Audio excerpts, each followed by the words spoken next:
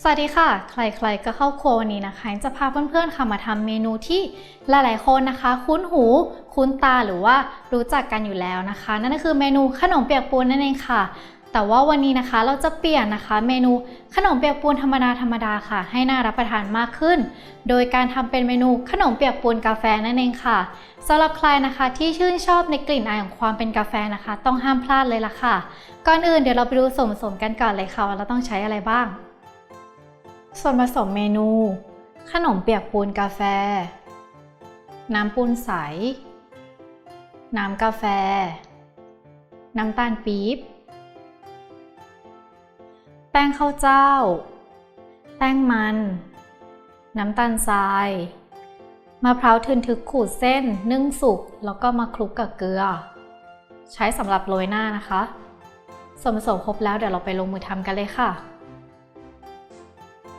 เดี๋ยวเราจะมาเริ่มทำขั้นตอนแรกของเมนูเปียกปูนกาแฟกันเลยนะคะอันดับแรกนะคะเดี๋ยวก็จะผสมทุกสิ่งอย่างนะคะลงไปให้หมดเลยค่ะ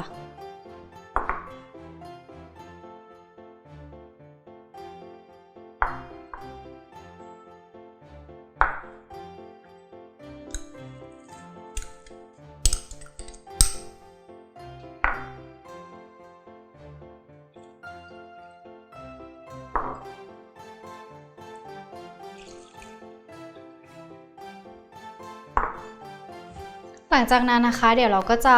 คนนะคะให้แป้งแล้วก็ตัวน้ำตาลปี๊บแล้วก็น้ำตาลทรายละลายค่ะ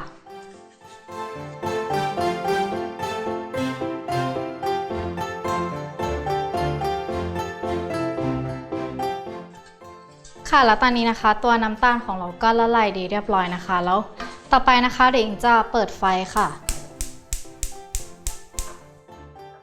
เราจะใช้ไฟกลางๆถึงแค่ไฟอ่อนนะคะเราจะไม่ใช้ไฟแรงมากเพราะว่าถ้าใช้ไฟแรงมากเกินไปมันจะทำให้ตัวเปียกปูนของเราเนี่ยอาจจะไหม้ก่อนได้นะคะก็จะคนแบบนี้ไปเรื่อยๆนะคะให้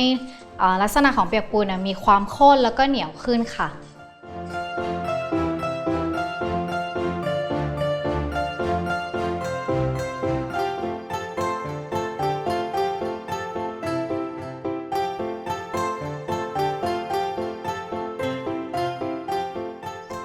แล้วตอนนี้นะคะตัวเปียกปูนกาแฟของเรานะคะก็เริ่มได้แล้วนะคะมันก็จะออกมาเป็นข้นๆแบบนี้นะคะหอมกาแฟมากเลยอะถ้าแบบใครชอบกินนี่ต้องโดนนะคะเมนูนี้เดี๋ยวก็จะกวนต่ออีกนิดนึงนะคะให้มันเหนียวกว่านี้อีกสักหน่อยนะคะหลังจากนั้นก็ปิดไฟเตรียมตัวไปจัดเสิร์ฟกันได้เลยค่ะ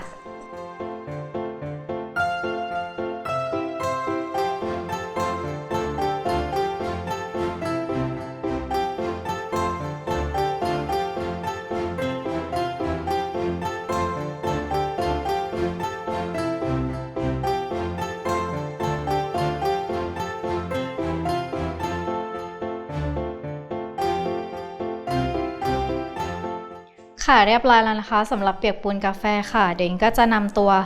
มะพร้าวทึนทึกขูดเส้นนะคะอันนี้ก็จะนำไปนึ่งแล้วก็ไปคลุกกับเกลือนะคะนำมาโรยหน้าบนเปียกปูนของเรานะคะเวลาทานคู่กันมันก็จะออกหวานๆเค็มๆนิดนึงนะคะอร่อยกลมกล่อมเข้ากันค่ะสำหรับเพื่อนๆคนไหนนะคะที่อยากทำนะคะเมนูนี้ค่ะสามารถเข้าไปติดตามชมได้ที่เว็บไซต์ foodtravel.tv ค่ะวันนี้ต้องขอตัวลาไปก่อนสวัสดีค่ะ